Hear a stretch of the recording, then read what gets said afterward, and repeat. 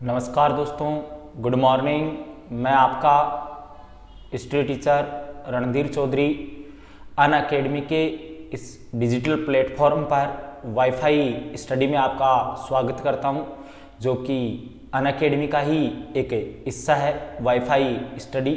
तो दोस्तों, आपको पता है, आपने कल की क्लास भी ली थी, आज की आगे बढ़ाते हैं कल की क्लास से। आपको पता है मैं राजस्थान का इतिहास स्टार्ट कर चुका हूं यहाँ पर, जिसमें हम चौहान राजवंश से पढ़ रहे हैं। कल के टॉपिक में मैंने आपको चौहान राजवंश जो है उसमें मैंने आपको बताया था कि चौहानों की उत्पत्ति कब किस प्रकार से हुई, उनकी उत्पत्ति के जो मत है वो मैंने आपको बताए थे।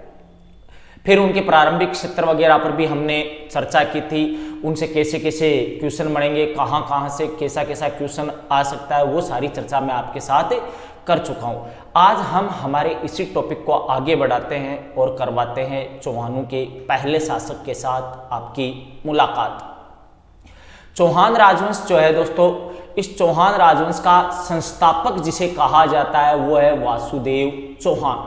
वासुदेव चौहान ने 551 ईस्वी में चौहान राजवंश की नींव रखी थी। यह आपको याद रखना आवश्यक है। चौहानों के राजवंश की नींव कब डाली गई, तो याद रखना 551 ईस्वी में। ठीक है, चौहानों का संस्थापक कौन है, तो आपको याद रखना है चौहानों का संस्थापक था वासुदेव चौहान। ठीक है, प्रश्न आएगा सांभर के चौहानों का, देखना इसमें मैंने एडिंग बनाई है आपके लिए कि संस्थापक सांभर के चौहानों का। कल मैं आपको बता रहा था चौहानों की अलग अलग शाखाएं हैं, तो यहां से वासुदेव चौहान के दो प्रश्न बनेंगे। पहला प्रश्न तो सिंपल क्वेश्चन होगा कि चौहान राजवंश का संस्थापक कौन था, तब आपको उत्तर देना है वासुदेव चौहान। फिर आपके सामने प्रश्न आएगा सांभर के चौहानों का संस्थापक कौन है, तो आपको उत्तर देना है वासुदेव चौहान। हाँ, इसमें मैंने आपको बताया चौहानों की अलग अलग शाखाएं हैं, तो अलग अलग शाखाओं के अलग अलग संस्थापक होंगे। तो मुख्य रूप से चौहान वंश का संस्थापक और सांभर के चौहानों का संस्थापक पूछे तो आपको एक ही उत्तर देना है, कौन, वासुदेव चौहान। वासुदेव चौहान जो था मूल रूप से नाडोल पाली का रहने वाला था। वासुदेव चौहान ने 551 ईसा पूर्व नाडोल पाली से उठकर सपाद लक्ष्य, जिसे आज हम सांभर, जो कहां पर आपको पता होगा, जयपुर में, सांभर में आकर के इन्होंने चौहान राजवंश की नींव डाली थी। सांभर है जयपुर में, यहां पर इन्होंने नींव डाली। इस क्षेत्र को सपाद लक्ष्य क्यों कहते हैं, यह सबसे बड़ा क्वेश्चन है। तो याद रखना, सपाद लक्ष्य का मतलब होता है 1.25 लाख गांवों का समूह है। कितने गांवों का समूह है दोस्तों, 1.25 लाख गांवों का समूह है। यानी कि अगर हम सांभर के आसपास के 1.25 लाख गांवों का समूह देखें, तो मैं आपको अभी बता दूं, आप ध्यान से समझ लेना, सांभर के आसपास में 1.25 लाख गांवों का मतलब होता है कि लगभग उत्तरी राजस्थान, आधे से ज्यादा पूर्वी राजस्थान, लगभग पश्चिमी राजस्थान, इसको कवर कर लिया था इन्होंने। जिस समय इन्होंने चौहान राजवंश की नींव डाली, इस समय अगर राजस्थान के इतिहास को पढ़ें तो इस समय राजस्थान पर जिस राजवंश का सबसे ज्यादा प्रभाव था वो था गुर्जर प्रतिहार। प्रारंभिक समय में जो चौहान हैं वो प्रतिहारों के सामंत हुआ करते थे। ठीक है, वासुदेव चौहान ने एक स्वतंत्र राज्य की नींव ढाली, परंतु वो प्रतिहारों का एक सामंत था। वासुदेव चौहान ने गुर्जर प्रतिहार राजवंश के सपाद लक्ष्य पर 1.25 लाख गांवों के समूह पर, जिसे आज हम सांभर कहते हैं, उस पर नींव डालने के साथ अपनी राजधानी बनाई। और इन्होंने अपनी राजधानी बनाया किसको, अहिछत्रपुर को। इसी अहिछत्रपुर को आजकल क्या कहते हैं, नागौर कहते हैं। यहां से भी आपके सामने प्रश्न आएगा, जैसे कई बार प्रश्न आते वर्तमान शहरों के प्राचीन नाम, तो उन प्राचीन नामों में आपको नागौर का पूछे तो नागौर का पुराना नाम क्या है, नागौर का पुराना नाम है अहिछत्रपुर। अगर देखो दोस्तों, आपको ये क्लास पसंद आ रही है तो सबसे पहले वीडियो को लाइक करो, शेयर करो, और जितने भी आप देख रहे हो, सबसे मैं कह रहा हूं कि सबसे पहले आप इस चैनल को सब्सक्राइब कीजिए, ताकि मेरी क्लासें आपको रेगुलर मिलती रहे। इसी चैनल पर मैं और मेरी बाकी की टीम जो अनअकैडमी ने मेरे साथ सेलेक्ट की है, राजस्थान से संबंधित एग्जामों का सारा कोर्स इसी चैनल पर करवाया जाएगा। आप ये देखकर कहीं आश्चर्यचकित ना हो कि इस पर सब्सक्राइबर कम है। कल एक बच्चा कमेंट कर रहा है कि सर आपने फर्जी चैनल बना लिया, तो वाईफाई नाम से कोई फर्जी नहीं हो सकता है, ये एक पेटेंट नाम है, इसे आप कभी भी अपने काम में नहीं ले सकते हो, ये याद रख लेना। तो आप इस वीडियो को सब्सक्राइब करें। पूरी अनअकैडमी की टीम आएगी यहाँ पर, हर सब्जेक्ट के टीचर्स यहीं पर मिलेंगे आपको। पूरा राजस्थान से संबंधित जितनी भी एग्जाम है उनका कोर्स यहीं पर कंप्लीट करवाया जाएगा। अगर आप मेरे ज़्यादा से ज़्यादा वीडियो देखना चाहते हो, आप मेरे सारे सब्जेक्टों से जुड़ना चाहते हो, तो आप अनअकैडमी लर्निंग ऐप इंस्टॉल कीजिए और उस लर्निंग ऐप पे जाके आप प्लस कोर्स से परचेज कीजिए वहाँ पर। और उस कोर्स को आप परचेज करते समय एक रेफरल कोड पूछेगा, उसमें अगर आप मेरा ये कोड REN10 जो आपको दिख रहा है, ये अगर आप काम में लेते हो तो आपको जो फीस बताई जाती है उसमें 10% की छूट मिलेगी आपको, ये याद रख लेना। आपको 10% डिस्काउंट मिलेगा। अब आगे बढ़ते हैं, दोबारा ध्यान से सुन लेना। वासुदेव चौहान, चौहानों का संस्थापक, सांबर के चौहानों का संस्थापक, मूल रूप से नाडोल पाली का रहने वाला था। ठीक है, इन्होंने चौहान राजवंश की नींव डाली। इनका राज्याभिषेक सपाद सांबर में हुआ था और इन्होंने अपनी राजधानी बनाया अहिछत्रपुर नागौर को। फिर इन्होंने यहीं पर संरक्षण दिया किसको? सांबर झील को, ये याद रख लेना। कई विद्वान पढ़ाते भी हैं, कई विद्वान पढ़ाते भी है, कई बड़ी बड़ी गाइडों में, बुक्स में नहीं, गाइड और बुक्स में बहुत डिफरेंस होता है दोस्तों, ये याद रख लेना। आप समझना इस बात को। कई बड़ी बड़ी गाइडों में लिखा हुआ मिलेगा। कई बड़े बड़े टीचर अपने आप को जो सर्वश्रेष्ठ समझते हैं वो कहते हैं कि वासुदेव चौहान ने सांबर झील का निर्माण करवाया था। तो याद रखना दोस्तों, निर्माण नहीं करवाया था, सिर्फ संरक्षण किया था इस झील का। इसके चारों तरफ बांध बनाना, सही तरीके से इसमें नदियों के पानी की व्यवस्था करवाना, क्योंकि सांबर झील आपको पता होनी चाहिए एक प्राकृतिक झील है। और इसकी दूसरी बात आपको बताऊं, ये खारी झील है। वासुदेव चौहान जिसने एक राजवंश की नींव रखी, वो पागल आदमी नहीं था कोई जो खारी झील बनवाएगा, मीठे पानी की बनवाता फिर। तो याद रख लेना, एक प्राकृतिक झील है, खारे पानी की झील है, सांबर जयपुर में स्थित है, जिसका विस्तार 3 जिलों जयपुर, अजमेर और नागौर में फैला हुआ है। इस झील का विस्तार, इसी झील को संरक्षण दिया था किसने? वासुदेव चौहान ने। इसी झील के पास में, इसी सांबर में वासुदेव चौहान ने शाकंभरी देवी के मंदिर का निर्माण करवाया। ये जो शाकंभरी देवी है, इनके बारे में याद रखना, चौहानों की कुल देवी है। चौहानों की 2-3 कुल देवियों के नाम बताऊंगा मैं, परंतु सिंपल प्रश्न आ जाए, सिर्फ और सिर्फ नाम पूछे चौहानों की कुल देवी, तो चौहानों की कुल देवी एक ही है भैया, शाकंभरी देवी। एक इसी में आपको कंफ्यूज होगा, शाकंभरी देवी की जगह आपसे गलत करवाने के लिए लिखवा देगा शाकंभरी माता। तो शाकंभरी देवी और शाकंभरी माता में रात दिन का अंतर है। शाकंभरी माता जो है, इन शाकंभरी माता का मंदिर है उदयपुर वाटी, ना कि उदयपुर, उदयपुर वाटी झुंझुनू में, वहां पर शाकंभरी की माता जो है उनका मंदिर है, शाकंभरी माता का। जबकि सांबर में जो मंदिर है वो है शाकंभरी देवी का, और शाकंभरी देवी है वह है चौहानों की कुल देवी। इनके अलावा चौहानों की कुल देवी में आपको आशापुरा माता, महोदरा माता का भी नाम मिलेगा, परंतु वो बाद में आगे जैसे जैसे इनकी शाखाएं फैलती है उस हिसाब से चेंज होगा। तो ये याद रखना, ठीक है। अगर बात समझ में आ रही है तो वीडियो को लाइक करो, चैनल को सब्सक्राइब करो, ज्यादा से ज्यादा लाइक और सब्सक्राइब होने चाहिए, शेयरिंग नहीं रुकनी चाहिए आपकी, ये याद रख लेना आप, ठीक है दोस्तों। फिर उसके पश्चात मैं आपको आगे की बातें बताऊं। इन्होंने जो निर्माण कार्य करवाए, उन निर्माण कार्यों में जिसका नाम आता है उस नाम में आप ध्यान रखना। पहला नाम आएगा, शाकंभरी देवी के मंदिर का निर्माण करवाया। दूसरा नाम जो है वो नाम आएगा आपके सामने महामंडलेश्वर महादेव मंदिर का निर्माण। महामंडलेश्वर महादेव मंदिर जो है, इसका निर्माण इन्होंने कहां पर करवाया? तो इस मंदिर का निर्माण इन्होंने सांबर झील के बीचों बीच करवाया था दोस्तों, याद रखना। ऐसा कहा जाता है, ऐसा दंत कथाओं में उल्लेख मिलता है कि जो शाकंभरी जो महामंडलेश्वर महादेव मंदिर है, उस महादेव मंदिर का निर्माण वासुदेव चौहान ने सांबर झील के बीचों बीच करवाया था। आज भी बना हुआ है सांबर झील के बीचों बीच ये मंदिर दोस्तों। और इसके बारे में ऐसी मान्यता है कि वासुदेव चौहान प्रतिदिन यहाँ पर पूजा पाठ करने जाया करता था, और कहते हैं कि झील वासुदेव चौहान को अपने आप रास्ता दिया करती थी। वासुदेव चौहान जब इस महादेव मंदिर में पूजा पाठ करने के लिए जाते थे तो उन्हें झील अपने आप रास्ता दिया करती थी। ठीक है दोस्तों, इसके पश्चात हम आगे चलते हैं, तो ध्यान से सुनना। वासुदेव चौहान ने शुरू करवाई थी दीपदान प्रथा। क्या है दीपदान प्रथा, कब शुरू हुई, क्या है इसमें और कैसे क्या कार्य होता है, इसके ऊपर शुरू करते हैं हम चर्चा।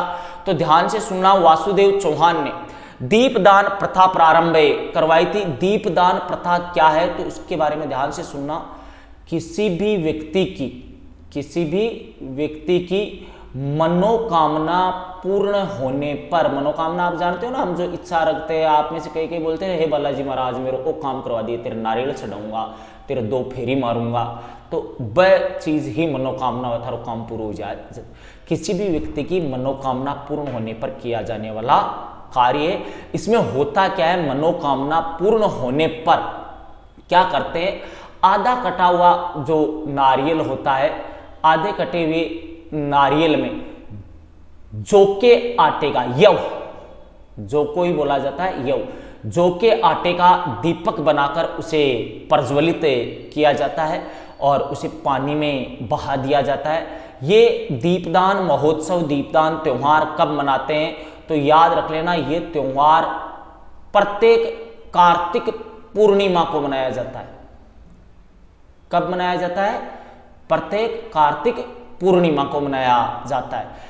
प्रारंभ किसने किया तो याद रख लेना, इस त्योहार को प्रारंभ किया था चौहान शासक वासुदेव चौहान ने। वर्तमान में राजस्थान में दीपदान त्योहार कहां कहां पर मनाया जाता है। दीपदान महोत्सव कार्तिक पूर्णिमा को आयोजित होता है पुष्कर झील अजमेर, कोलायत झील बीकानेर, आपको याद होना चाहिए कोलायत कहां पर है, बीकानेर।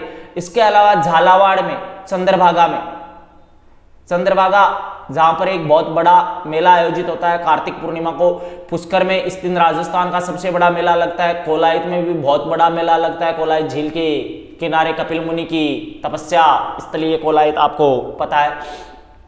यहां पर वर्तमान में राजस्थान में सिर्फ 3 जगह ही दीपदान महोत्सव मनाया जाता है। आजकल सांभर में जो त्योहार वासुदेव चौहान ने सांभर झील के किनारे मनाना प्रारंभ किया था, प्रारंभ सांभर झील के किनारे वासुदेव चौहान ने करवाया था इसे, वो आजकल सांभर में नहीं होता है। ये त्योहार पुष्कर, कोलायत और चंद्रभागा झालावाड़ में ही मनाया जाता है। फिर उसके बाद में आगे ध्यान देना, इसी त्योहार के बारे में दोबारा से देख लेना। दीपदान क्या है, मनोकामना पूर्ण होने पर आधे कटे हुए नारियल में जौ के आटे का दीपक प्रज्वलित करके उसे पानी में बहाया जाता है। कब मनाया जाता है यह त्योहार तो कार्तिक पूर्णिमा को। प्रारंभ किसने किया, वासुदेव चौहान ने प्रारंभ किया था। कहां पर प्रारंभ किया, सांभर में इसको प्रारंभ किया गया था। वर्तमान में ये त्योहार कहां चलता है, वर्तमान में इस त्योहार को कौन कौन सी जगह मनाया जाता है तो याद रख लेना, वर्तमान में 3 जगह आयोजित होता है, पुष्कर, कोलायत और चंद्रभागा में। तो अब सुनो ध्यानसु बात, आज मनोकामना करो पूरा निश्चय के साथ। पुष्कर लगभग सबका नजदीक है, हाड़ौती आना का चंद्रभागा नजदीक है, उत्तरी राजस्थान आना का कोलायत नजदीक है। तो सब आज एक मनोकामना करो कि अगर मारी नौकरी लाग गई तो आबाड़ी कातियाड़ी पूर्णिमा ने मैं भी दीपदान करूंगा और मारी गारंटी पक्का थारी नौकरी लागेगी थे। तो ये साचा मन सु प्रार्थना करो ईश्वर सु थारो जो को भी आराध्य देव कि हे भगवान मेरी नौकरी लागी तो मैं भी दीपदान करूंगा और लाग जाओ जी जान सु पढ़ाई के ओ टारगेट कर लो कि अपन पढ़ नौकरी लागनी है और अपन दीपदान कर रहा है, पक्का नौकरी लागूगा। जितना पढ़ोगा उतना जल्दी सफलता के नजदीक पहुंचोगा। अगर वीडियो पसंद आ रहा है आपको तो आप लाइक कीजिए, शेयरिंग नहीं रुकनी चाहिए और सबसे बड़ी बात ध्यान रखना, आप सब्सक्राइब निश्चित रूप से करना है आपको, ताकि आने वाले सभी वीडियो आपको मिलते रहे। मेरी ज़्यादा से ज़्यादा क्लासें प्राप्त करने के लिए आप अनअकैडमी लर्निंग ऐप डाउनलोड कीजिए और उस लर्निंग ऐप पर आपसे एक रेफरल कोड पूछा जाएगा। उस रेफरल कोड में अगर आप REN10 यूज करते हो तो आपको फीस में 10% छूट दी जाएगी। आगे चलो देखो, अब आगे हम बात करते हैं वासुदेव चौहान, जो इनका आदि पुरुष था, जिन्होंने इस राजवंश की नींव डाली। उसके पश्चात न केवल चौहान, प्राचीन इतिहास में समस्या ये है कि तारतम्यता खो रखी है, क्रमबद्धता से हमें इतिहास प्राप्त नहीं हुआ है। जिन अन्य शासकों का हमें नाम प्राप्त होता है, जो महत्वपूर्ण शासक है, उनमें सबसे पहला नाम आता है गुवक प्रथम का। गुवक प्रथम ने हर्ष शिव मंदिर का निर्माण करवाया था। हर्ष का शिव मंदिर कहां पर है? तो मेरे घर के पास में है, सीकर। मैं भी सीकर का हूं, ध्यान से सुन लेना। सीकर राजस्थान में इन्होंने हर्ष पर्वत जो है, उस पर्वत पर एक शिव मंदिर का निर्माण करवाया था। यह मंदिर पूरे राजस्थान में प्रसिद्ध है। क्यों प्रसिद्ध है? क्योंकि हर्ष का शिव चौहानों का कुल देवता है। ये याद रख लेना, शिव कुल देवता नहीं निकला है, हर्ष का शिव कुल देवता है चौहानों का। परीक्षा में प्रश्न आएगा चौहान राजवंश के कुल देवता कौन है? ऑप्शन पहला देगा शिवजी या शिव, और चौथा ऑप्शन देगा हर्ष का शिव। तब आपको उत्तर चौथा ही करना होगा। हर्ष का शिव ही चौहानों का कुल देवता है। इस मंदिर का निर्माण प्रारंभ करवाया था गुवक प्रथम ने, जो सीकर राजस्थान में अरावली पर्वतमाला के हर्ष पहाड़ पर स्थित एक भव्य मंदिर है। कभी अवसर मिले तो आप इसको जाकर देख के आना। इसी मंदिर का निर्माण कार्य पूरा हुआ था सिंहराज नामक शासक के शासन काल में। ठीक है दोस्तों, ये याद रख लेना, हर्ष का शिव चौहानों का कुल देवता है। इसमें आपको दूसरा मैंने आपको देवी, कुल देवी जो आपको मैंने बता रखी है, शाकंभरी देवी कुल देवता जो है इनके हर्ष के शिव। अगर वीडियो पसंद आ रहा है तो आप वीडियो को लाइक करें ज़्यादा से ज़्यादा और शेयर करें। फिर इसके पश्चात जिस शासक का नाम आता है हमारे सामने, अगला शासक, तीसरा शासक जो सबसे महत्वपूर्ण शासक है, नाम आ रहा है उनका विग्रहराज द्वितीय। विग्रहराज द्वितीय कौन है? तो याद रख लेना, विग्रहराज द्वितीय सिंहराज के पुत्र थे, जो अभी अभी मैंने बताया कि जिन्होंने हर्ष के शिव मंदिर का निर्माण कार्य पूर्ण करवाया था, उन्हीं सिंहराज का पुत्र था विग्रहराज द्वितीय। चौहानों का पहला प्रतापी शासक, चौहानों का पहला शासक वासुदेव चौहान। ठीक है, अगर बीच में प्रतापी शब्द घुसा दिया तो उत्तर देना आपको किसका? विग्रहराज द्वितीय का। प्रथम शासक वासुदेव चौहान, प्रथम प्रतापी शासक विग्रहराज द्वितीय। इस समय राजपूताने की सीमाओं से बाहर गुजरात प्रांत में एक शक्तिशाली राजपूतों की शाखा हुआ करती थी, चालुक्य जाति के राजपूत, और उन चालुक्यों का शासक हुआ करता था दोस्तों मूलराज प्रथम। और उसी मूलराज प्रथम के साथ युद्ध हुआ था किसका दोस्तों? विग्रहराज द्वितीय का। और इस युद्ध में विजय होता है विग्रहराज द्वितीय, एक बहुत ही शक्तिशाली शासक को परास्त किया था विग्रहराज द्वितीय ने। चालुक्य राजवंश इस समय चौहानों से बहुत ज्यादा शक्तिशाली राजवंश हुआ करता था। तो उसे परास्त करने के उपलक्ष्य में भड़ौच पाली में, याद रख लेना, भड़ौच पाली में इन्होंने मंदिर बनवाया आशापुरा माता को, और आशापुरा माता को इन्होंने माना अपनी कुल देवी। याद रख लेना, आशापुरा माता का मंदिर जो भड़ौच में, और भी बहुत जगह मिलेंगे आपको आशापुरा माता के मंदिर, परंतु आशापुरा माता का सबसे पुराना मंदिर है भड़ौच पाली में। उस मंदिर का निर्माण किसने करवाया? तो आशापुरा माता के भड़ौच मंदिर का निर्माण करवाया विग्रहराज द्वितीय ने। फिर ध्यान देना दोस्तों, इसे बनाता है विग्रहराज द्वितीय अपनी कुलदेवी। ये लो भैया, अब चौहानों की कुलदेवी चेंज हो गई है, और यही आशापुरा माता आगे अब बनेगी। इसके बाद में हम चलेंगे सांबर से सीधा अजमेर पर। ठीक है, अजमेर के चौहानों की कुलदेवी कौन है? तो अजमेर के चौहानों की कुलदेवी है आशापुरा माता। और चौहानों की कुलदेवी या सांबर के चौहानों की कुलदेवी, तो आपको उत्तर देके आना है दोस्तों शाकंभरी देवी। ठीक है, भड़ौच के आशापुरा माता का मंदिर का निर्माण क्यों करवाया? तो इसके मंदिर के निर्माण का कारण था, क्या कारण था? गुजरात के चालुक्य शासक मूलराज प्रथम को युद्ध में परास्त करने के उपलक्ष्य में, युद्ध जीतने के उपलक्ष्य में विग्रहराज द्वितीय ने भड़ौच पाली में आशापुरा माता का मंदिर का निर्माण करवाया। फिर आगे ध्यान देना दोस्तों, अगला जो शासक है उसका नाम आ रहा है पृथ्वीराज प्रथम। पृथ्वीराज प्रथम ने एक उपाधि धारण की थी, परम भट्टारक महाराजाधिराज परमेश्वर। परम भट्टारक महाराजाधिराज परमेश्वर, ये उपाधि इन्होंने क्यों धारण की, सबसे बड़ा प्रश्न। तो याद रखना, अभी मैंने विग्रहराज द्वितीय में क्या बताया कि इन्होंने चालुक्य शासक मूलराज को परास्त किया था। चालुक्यों के साथ दुश्मनी हो गई चौहानों की। इस पृथ्वीराज प्रथम के समय में गुजरात से 700 चालुक्य लुटेरे, चालुक्य जाति के लुटेरे जो वहां के शासक के निर्देश पर भेजे गए थे, ये 700 लुटेरे आए थे पुष्कर के ब्राह्मणों से धन लूटने के लिए।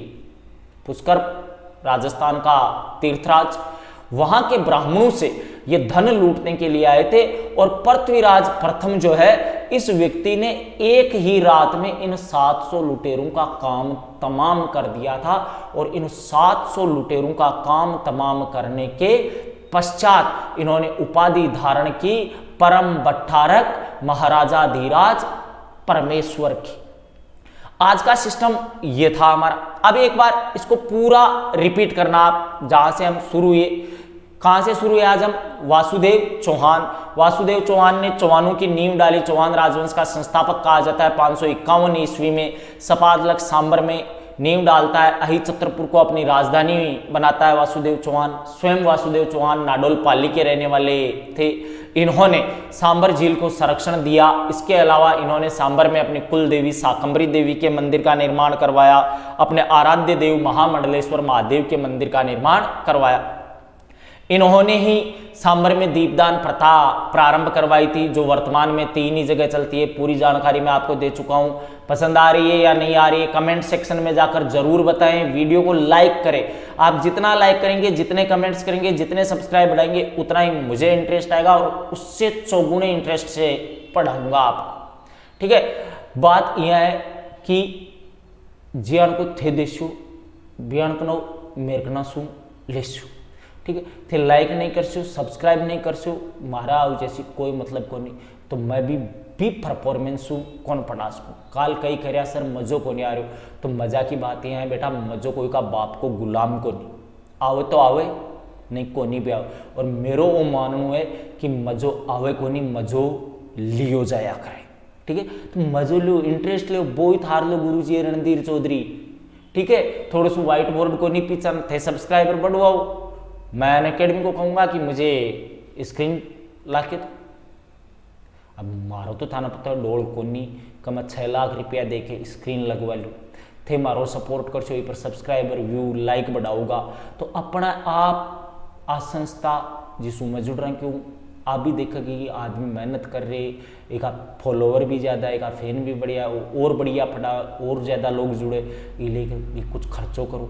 अब आ बात यह है कि अपन दिख के को नहीं वो आदमी अपन लिए काम कर सका, अपने लिए फायदो कर सके।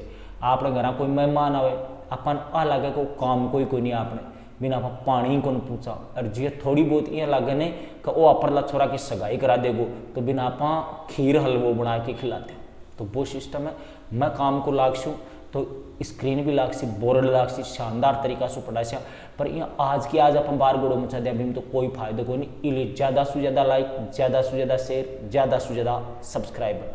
समझ का बात? अनअकैडमी को लर्निंग ऐप डाउनलोड करो, बढ़िया सो अगर कोर्स परचेज करो, पूरा कोर्स मिलेगा, हर टीचर को कोर्स मिलेगा। एक ही फीस में सभी टीचर से पढ़ सकते हो आप।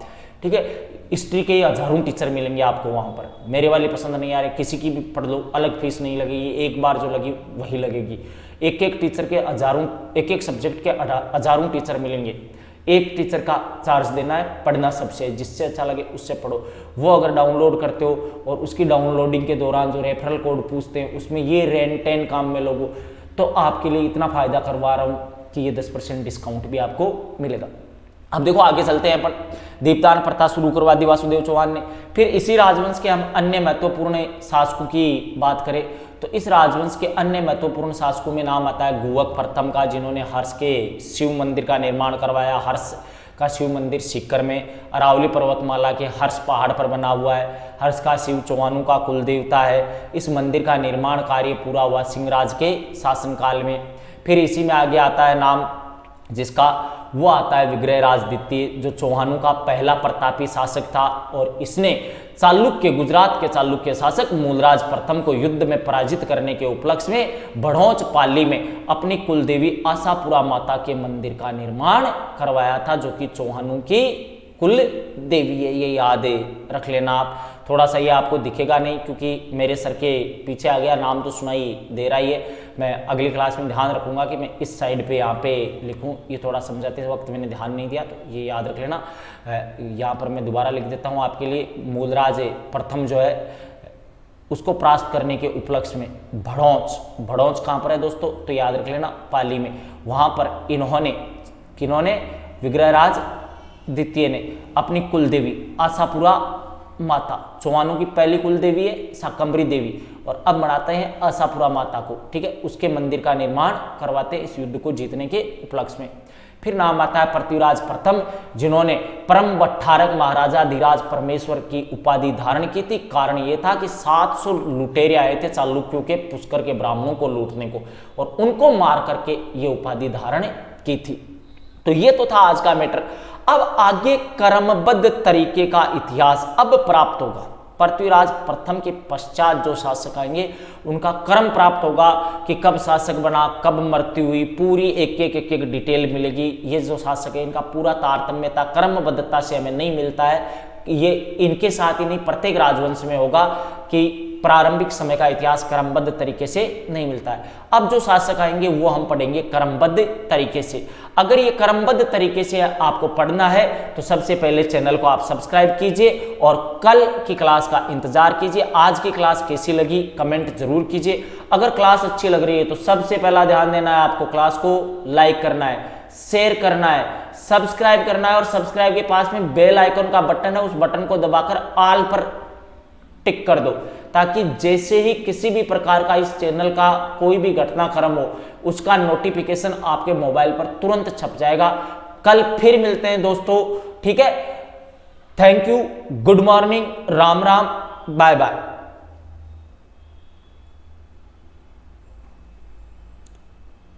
शेयरिंग नहीं रुकनी चाहिए आपकी, ये याद रख लेना। ज्यादा से ज्यादा इसको लाइक करना है और चैनल को सब्सक्राइब करना मत भूलना। बाय।